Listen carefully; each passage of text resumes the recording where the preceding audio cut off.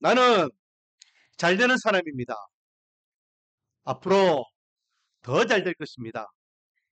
왜냐하면 시작. 하나님이 함께 하시기 때문입니다. 아멘. 우리 옆에 있는 분들에게 인사하겠습니다. 하나님이 함께 하시기 때문에 잘 될 것입니다.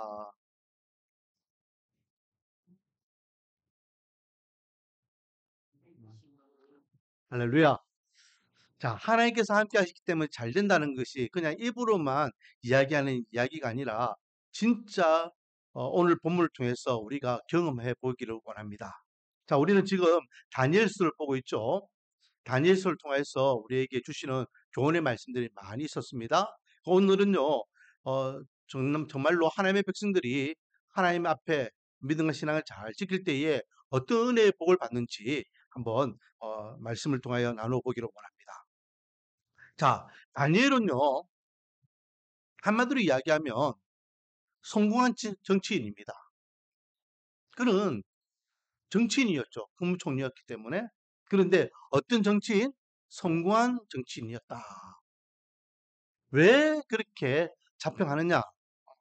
자, 다니엘은요, 제가 다니엘서 처음 시작할 때도 말씀드렸지만은, 나라가 바뀌고 왕이 바뀌어도 계속해서 그 자리를 지켰던 엄청난 인물이었습니다.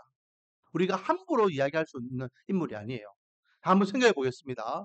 1장 1절에 보니까 다니엘이 처음 포로로 끌려갈 때에 그를 잡아갔던 왕이 누굽니까? 느부갓네살 왕이에요. 시대는 바벨론 제국 시대입니다. 그리고 그 느부갓네살 왕이 죽고 난 다음 그의 아들 벨사살이 왕이 돼요. 여전히 다니엘은 그의 자리에 있습니다. 7장 1절에 보면은 그에 대한 말씀이 있죠. 그리고 또 이 벨사살이요, 하나님을 경외하지 못함으로 인하여서 하나님께서 그에게 예언을 주시잖아요. 하나님께서 메대와 바사에게 이 바벨론을 맡기셨다, 넘기셨다. 그게 벽에 글이 이렇게 세워져 가지고 그렇게 하나님께서 예언하신 부분을 우리가 말씀 나눴잖아요. 그리고 그날 밤에 그를 암살당합니다. 저는 암살당했다라고 생각해요. 왜냐하면은 분명히 6장 5장 30절 31절 말씀 보면 그날 밤에 갈대아 왕 벨사살이 죽임을 당하였고라고 돼 있어요. 죽었다고 안 돼 있어요. 자기가 그냥 죽은 것이 아니라 누구에게 의해서 죽음을 당했다.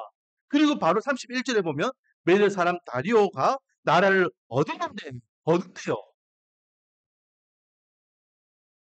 자기가 그 나라를 세웠다, 나라를 일으켰다라는 것이 아니라 이미 있는 나라를 자기가 얻었다는 거예요.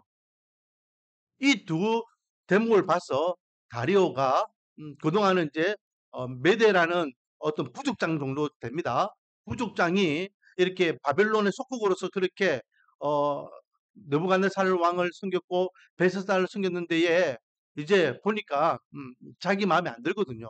그래서 한밤중에 암살을 하고 자기가 왕으로 등극했을 것이다라고 저는 추측하는 거예요. 아무튼 그렇게 해서 바벨론 제국이 끝나버립니다. 그리고 다리오가 메대 사람으로서 메대라는 나라를 이제 공식적으로 세상에 알리게 되죠. 나라가 바뀐 거예요. 왕도 바뀝니다. 그러나 여전히 이 다리오는 이 다니엘을 총리로 등용하고 있어요. 그런데 다리오 왕은요, 메대 사람으로서 오래 가지 못해요. 우리가 흔히 메대와 바사라고 표현하잖아요. 왜 그러냐면 이 메대와 바사는 연합국입니다. 두 부족 국가가 같이 힘을 모았어요. 우리나라로 치면은 옛날에 고구려, 신라, 백제가 있었지만은 그 위에 또 부족 국가가 있어요. 거란이나 여진이나 이런 족들이 있었어요. 말갈족들은. 이런 족들은 고구려가 강력할 때에 전부 다 그게 속국으로서 그냥 함께했던 족들입니다. 힘이 없으니까. 그래서 이 바사나 메대도 그렇게 서로 연합을 해요. 그래서 함께 이렇게 바벨론을 무너뜨리고 왕이 나라가 세워졌죠. 하지만은 이 메대 왕 다리오가 가만히 보니까 폭군이에요. 음, 성경에서는 이 다리오에 대해서 그렇게 언급하지 않지만은 또 다른 역사서에 보면은 이 다리오에 대해서 언급합니다. 그러나 일부분이에요. 많이 언급하지 않습니다. 그래서 어떤 사람들이 다리오와 고레스가 같은 인물이다라고 이야기하지만 오늘 본문을 보면은 정확하게 따로따로 구별하고 있죠. 음, 오늘 읽었던 28절에 보니까 다니엘이 다리오 왕의 시대와 바사 사람 고레스 왕의 시대에 형통하였더라. 다리오 시대가 따로 있고 고레스 시대 따로 있는 거예요. 이 사람은 같은 사람이 될 수가 없는 겁니다. 그래서 이 고레스가 다리오를 제끼고 자기가 왕이 되는 거예요. 이 바사 왕이 바로 페르시아 왕이고 드디어 페르시아라는 엄청난 제국이 다시 세상에 등장하게 되는 것을 보게 됩니다. 그러나 여전히 이 고레스 왕은 이 다니엘을 계속해서 등용하고 있습니다. 자, 나라가 바뀌었어요. 왕이 바뀌었어요. 그러면 어김없이 그 밑에 신하들도 이렇게 바뀌게 되는 것이 당연한 겁니다. 하지만은 이 다니엘은 그 자리를 지키고 있었다. 그러므로 다니엘은 성공한 정치인입니까? 성공한 정치인입니까? 성공한 정치인이라고 우리가 평할 수 있겠죠. 오늘 제목을 한번 같이 읽어볼까요? 시작. 형통한 다니엘. 여러분, 형통이라는 단어를 교회에서 많이 쓰는데요. 형통이라는 단어 뜻이 뭘까요? 교회 와서 오늘 말씀은 무엇인지, 주보는 어떤 내용이 있는지 이래저래 찾아보고 했으면 형통이라는 단어를 분명히 알 수 있을 겁니다. 왜냐? 형통이라는 단어를 제가 칼럼에 기록하고 있기 때문에. 형통이라는 단어는요, 이렇게 칼럼에 제가 기록해놨습니다. 모든 일이 뜻과 같이 잘 되어 감. 이게 형통이에요. 한마디로 이야기하면 형통하다라는 뜻은요, 성공했다는 거예요. 성공했다. 내가 계획하고 내가 뜻하는 대로 다 이루어진다. 내가 다이어트를 해야 되겠다라고 해서 마음먹고 다이어트를 해서 내 몸이 날씬해지면은 그 성공했잖아요. 그 형통이에요. 내 계획대로 이루어졌기 때문에 내가 이번에는 얼만큼 재산을 모아야 되겠다. 노력해가지고 그만큼 재산을 모으면 성공한 거잖아요. 그게 형통입니다. 내가 이번에 공부를 열심히 해가지고 몇 등까지 가야 되겠다. 그래서 그렇게 등수를 얻게 되면 형통입니다. 내가 열심히 노력해가지고 저 직장을 내가 들어가야 되겠다. 내가 열심히 부모의 역할을 해가지고 자녀들을 이렇게 키워야 되겠다. 내가 사회생활을 이렇게 해야 되겠다. 자기가 마음 먹고 계획한 대로 그게 이루어지는 것이 바로 형통이라는 거예요. 그런데 보세요. 이 세상이요, 인생이 마음 먹은 대로 계획된 대로 다 됩니까? 안 됩니까? 안 돼요. 말처럼 그렇게 안 돼요. 자식 농사가 쉽지 않다고 이야기하잖아요. 공부가 제 세상에 제일 쉽다 하지만 공부가 제일 쉬운데 왜 세상 사람들은 공부를 다 못해요? 다 원하면은 노력하면은 좋은 직장 가면은 왜 우리 대한민국 사람들은 다 좋은 직장에 못 들어갑니까? 우리 대한민국 사람들이 얼마나 근면서실한데 노력한 만큼 얻을 수 있는 것이 인생이 아니에요. 그러므로 누구나 다 형통한 삶을 살아가는 것이 아닙니다. 정치도 마찬가지죠. 정치가 얼마나 어렵습니까? 우리나라 정치도 어렵고 미국 정치도 요즘 보니까 어렵고 요즘은 또 러시아의 푸틴 대통령도 오늘 새벽에 제가 뉴스를 보니까 아주 지금 공격에 처했더라. 왜? 우크라이나가 지금 본국을 쳐들어와 가지고 이 러시아라는 나라가 2차 세계대전에도 자기 본국을 침략받은 적이 없는데 지금 우크라이나라는 나라가 지금 본국을 지금 타격하고 있어요, 지금. 그리고 완전히 역전된다. 세계 열강들의 위치도요, 정치하는 이들은요, 위태해요. 그런데 이 다니엘은 보세요. 그런 입장에서 나라가 바뀌고, 시대가 바뀌고, 왕이 바뀌어도 끈끈하게 그 자리를 지키고 있잖아요. 물론, 성경에는 기록하고 있지 않지만은 그 자리에서 물러날 때도 있었습니다. 하지만은 문제가 생기면은 어김없이 왕들이요, 누굴 찾았다? 다니엘을 찾는 거예요, 다니엘. 왜? 원로로서 그의 능력과 그의 지혜를 알기 때문에 함부로 내칠 수 있는 사람이 아니라는 거죠. 사랑하는 손님 여러분, 이 다니엘처럼 저 여러분도 형통한 삶을 살아가기를 주님의 이름으로 축원합니다. 계획하고 뜻하는 것들이 하나님의 은혜 가운데 다 이루어지기를 원합니다. 그렇다면 우리가 원하고 계획하는 것들이 다 이루어지는 거, 그게 원하고 바란다고 다 이루어질까요? 다시 다니엘로 돌아가서 다니엘이 그냥 이유 없이 하나님께서 다니엘에게 형통의 은혜를 주셨다. 그러므로 다니엘은 성공한 정치인이다. 성공한 인생을 살았다. 라고 생각하십니까? 왜 하나님께서 다니엘에게 은혜를 주셨을까요? 따라하겠습니다. 그만한 이유가 있다. 이유 없는 은혜는 없습니다. 이유 없는 은혜. 그래서 오늘 우리가 깊게 좀 생각해 보기를 원하는 것은 바로 이거예요. 정말로 다니엘처럼 형통한 삶을 살아가기를 원하고 마음먹은 대로 뜻한 대로 성공한 인생이 되기 위해서는 고난과 역경 없는 은혜가 없음을 우리는 기억해야 된다라는 것입니다. 자, 우리가 처음 다니엘을 생각할 때에 기억하실 겁니다. 다니엘이요, 느부갓네살 왕에게 이제 포로로 끌려갑니다. 그렇죠? 그래서 그곳에서 철저하게 바벨론의 언어와 역사와 또 학문을 배우게 됩니다. 철저하게 바벨론 사람으로 이렇게 대조되는 거예요. 그런데 다니엘은 무엇을 정했더라? 뜻을 정했더라. 뜻을 정했더라. 그 뜻이 뭐라 했습니까? 하나님을 향한 그 믿음과 신앙에 대한 부분을 그는 붙잡았더라. 그 말이죠. 그래서 어, 바벨론 왕이 주는 그 음식을 먹지 않고 자기들은 채소만 먹으면서 자기들이 중심을 흐트리지 않겠다 결단합니다. 그리고 그 이후에 계속해서 그가 등용되고 난 다음에도 계속해 그 뜻을 굽히지 않죠. 여러분, 다니엘이요 쉽게 그렇게 국무총리가 된 것도 아니고 국무총리에 대해서 그 자리를 지키는 것도 쉬운 일이 아니었습니다. 그 세 친구들이요 한번 보세요. 음, 느부갓네살 왕이 하룻밤에 꿈을 꾸고 난 다음에 바로 뭐 합니까? 금시상을 6m, 그 30m나 되는 엄청난 금시상을 이렇게 세워가지고 모두 여기 절하라 라고 할 때에 이 세 친구는 버벅하게 써가지고 절도 안 했잖아요. 죽인다고 해도 어디 우리는 여호와만 섬기겠다. 절하지 않습니다.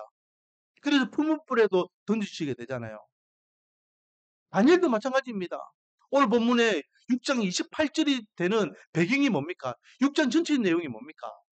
다리오 왕이요, 벨사살을 이제 암살하고 난 다음에 자기가 이제 나라의 왕이 됩니다.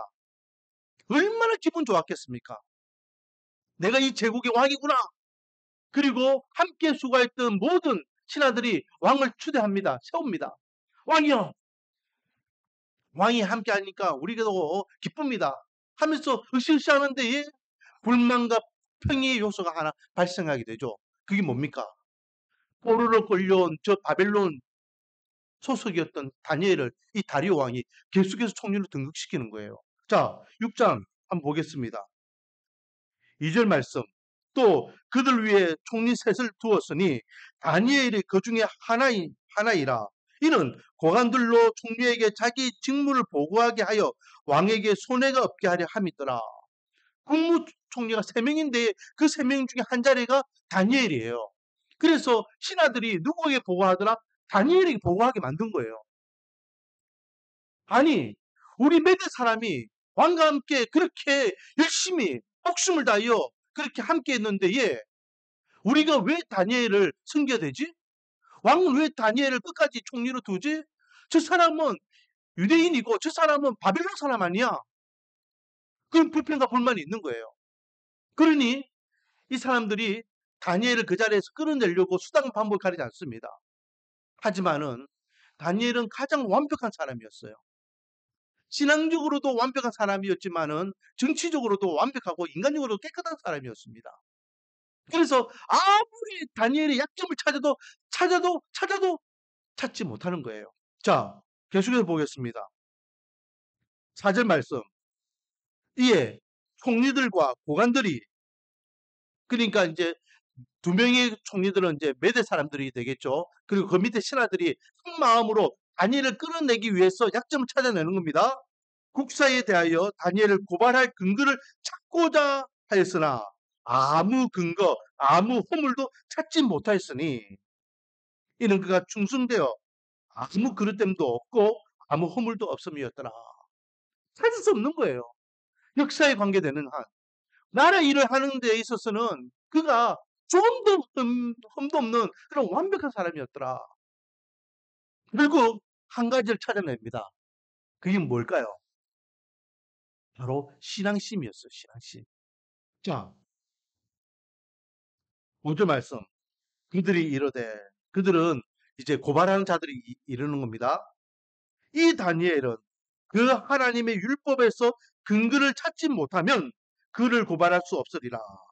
그 율법, 하나님의 율법에서 근거를 찾지 않으면, 그러니까 하나님을 향한 이 신앙심 외에는 다른 책잡을 것이 있다 없다? 없더라, 없더라. 야, 이게 다니엘이에요. 여러분, 적어도 하나님의 백성들은요, 사회생활을 이렇게 해야 됩니다. 세상 사람들이 나를 향하여 비난하고 조롱하고 또 나의 약점을 들추어내려고 해도 완벽해야 돼요. 왜?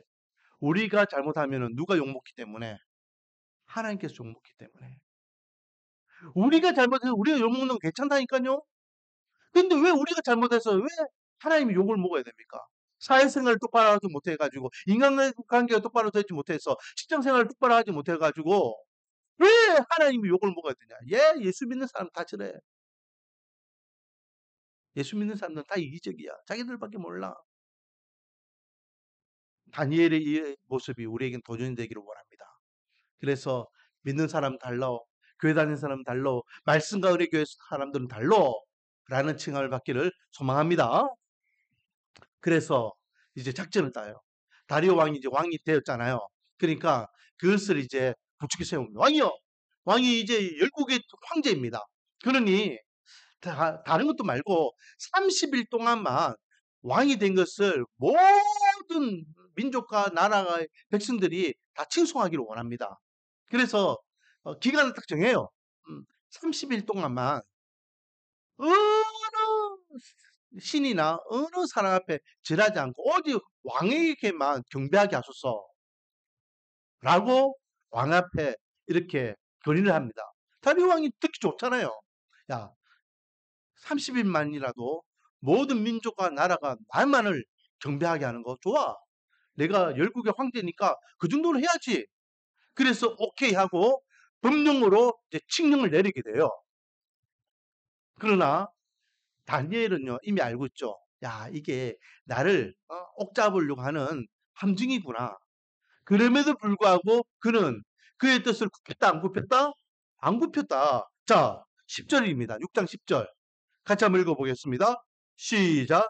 다니엘이 그 조서에 왕의 도장이 찍힌 것을 알고도 자기 집에 돌아가서는 윗방에 올라가 예루살렘으로 향한 창문을 열고 전에 하던 대로 하루 3번씩 무릎을 꿇고 기도하며 그의 하나님께 감사하였더라.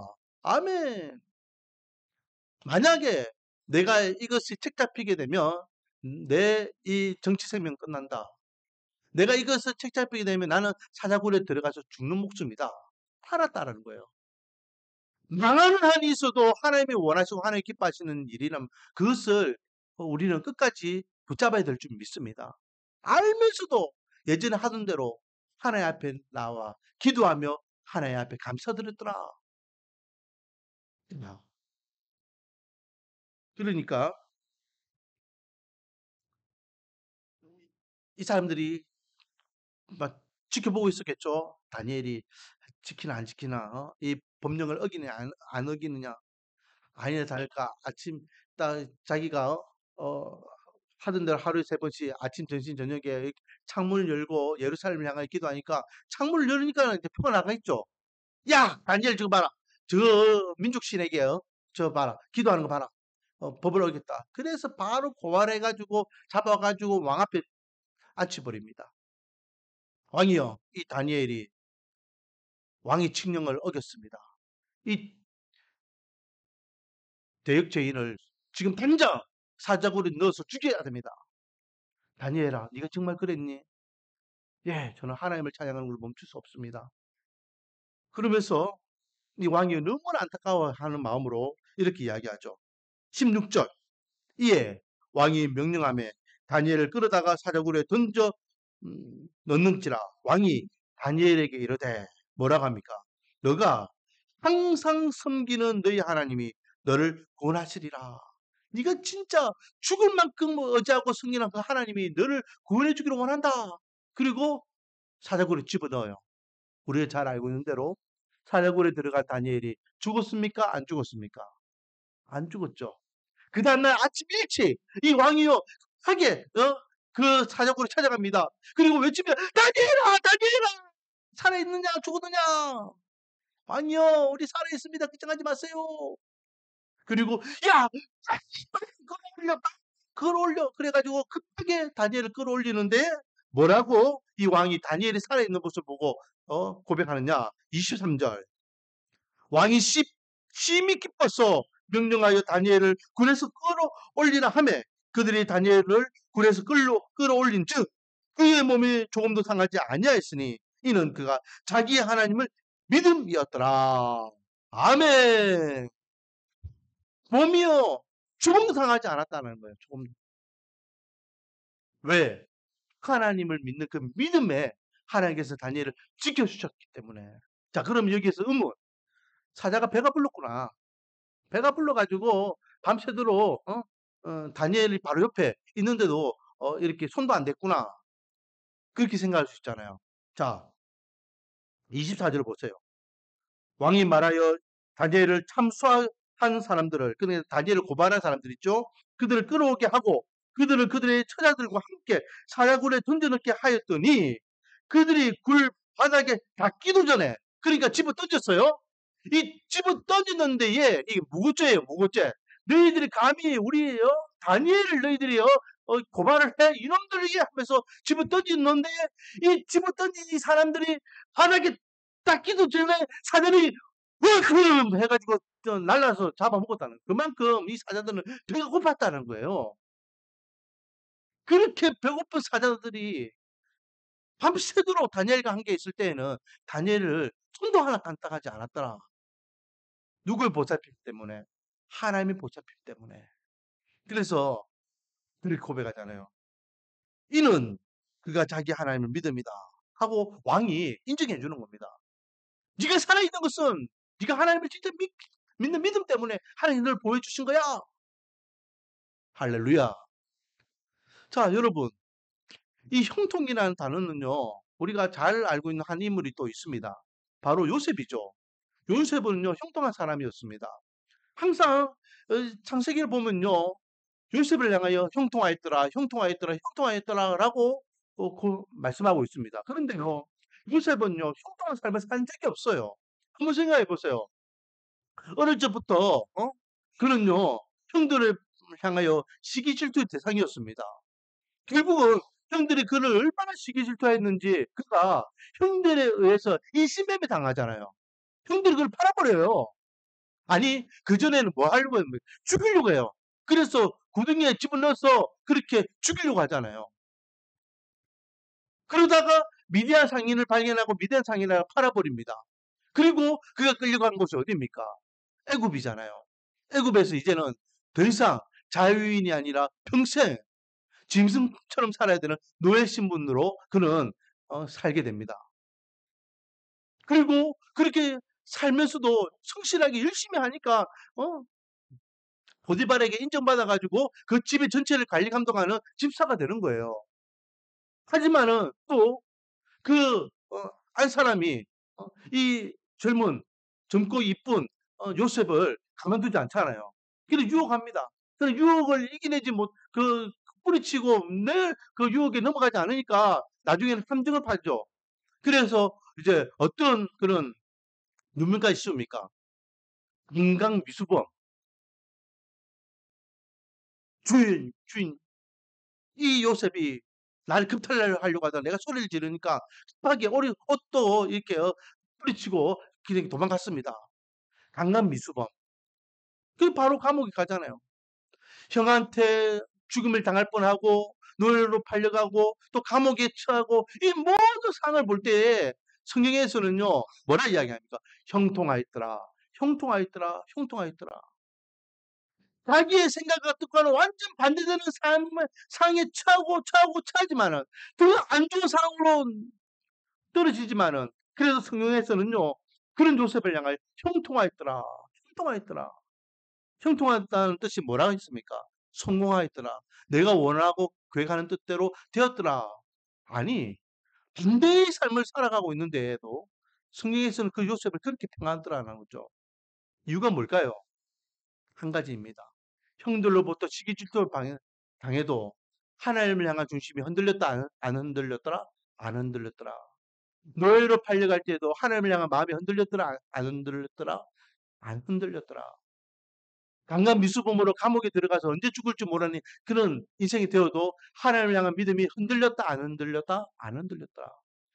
믿음이 안 흔들리는 것이 형통의 기본적인 기준이 되는 것입니다. 누구 앞에서도 어떤 환경 가운데도 내 믿음과 신앙이 흔들리지 않는 것. 이것이 진정으로 복받는 인생이 됨을 믿으시기 바랍니다. 사랑하는 성도 여러분, 역경과 고난은 없는 인생은 없습니다. 남들에게 말 못할 그런 아픔과 역경과 고난과 고뇌하는 것들이 있겠죠. 모르긴 몰라도 우리 성준이도 나름대로는요, 인생 역경을 겪고 있을 겁니다. 어? 똥을 샀는데 똥을 안 치주면 얼마나 지가 힘들겠습니까? 어? 음. 배고픈데 밥을 안 주면 얼마나 힘들겠습니까? 뭐 제가 성준이 마음은 모르겠지만은 아무튼 나름대로는 모든 살아있는 사람은 다 역경과 고난을 당한다라는 것이죠. 이 자리에 앉아 있는 우리 성도님들 겉으로는 아닌 척하고 웃으면서 있지만은 다 힘든 애로사항이 다 있을 겁니다. 그때에 우리의 중심, 하나님을 향한 이 믿음, 이 신앙은 절대로 흔들리면 안 됩니다. 그 중심이 바로 서 있기만 하면 형통한 삶을 살아갈 수 있음을 믿으시기 바랍니다. 제가요, 요셉을 예를 들었잖아요. 왜 요셉을 예를 들었을까요? 다니엘과 요셉의 공통점이 있습니다. 이 둘이는 그 당대의 최고의 나라의 총리였다는 거예요. 그 시대의 최고의 성공한 인물들이었다는 겁니다. 원하기는 저와 여러분이 다니엘과 같이 요셉과 같이 믿음과 신앙이 견고하게 세워짐으로 인하여 하나님의 앞에 인정받는 인생이 되면 당대에 우리가 살아가는 이 인생에서도 성공하는 인생이 될 줄 믿습니다. 원하기는 하나님 앞에 인정받는 저와 여러분이 성공한 인생이 되어서 마음껏 나의 하나님을 찬양하고 감사하고 영광 돌릴 수 있는 은혜의 복을 누리기를 주님의 이름으로 축원드립니다. 아버지 하나님, 형통한 자는 믿음이 흔들리지 않는 사람입니다. 다니엘도 또 요셉도 그가 처해 있는 환경이 녹록지 못하다 할지라도 하나님을 향한 중심이 흔들리지 않았습니다. 그 믿음과 그 신앙 위에 그들은 하나님 앞에 형통의 복을 누렸습니다. 아버지, 우리 말씀 가운데 교회 성도들이 지금 어떤 애로사항이 있습니까? 어떤 인생의 문제와 고뇌 앞에 흔들리고 있습니까? 하나님 그 중심만큼은 붙잡아 주시옵소서. 그 믿음과 신앙만큼은 붙잡아 주시옵소서. 그래서 하나님이 오직 하나님을 의지하며 하나님의 약속의 말씀을 붙잡고 나아갈 때에 형통의 은혜를 경험하는 성공한 인생들이 다 되게 은혜와 복을 다하여 주시옵소서. 예수님의 이름으로 기도드립니다. 찬양드리겠습니다. 찬송가 382장입니다. 382장 찬양드리면서 준비한 예물 하나님께 드리겠습니다.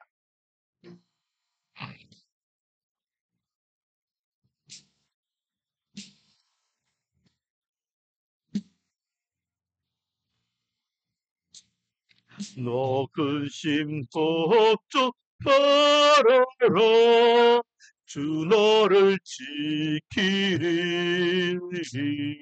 주 날개 밑에 보아라 주 너를 지키리 주 너를 지키리 아무 때나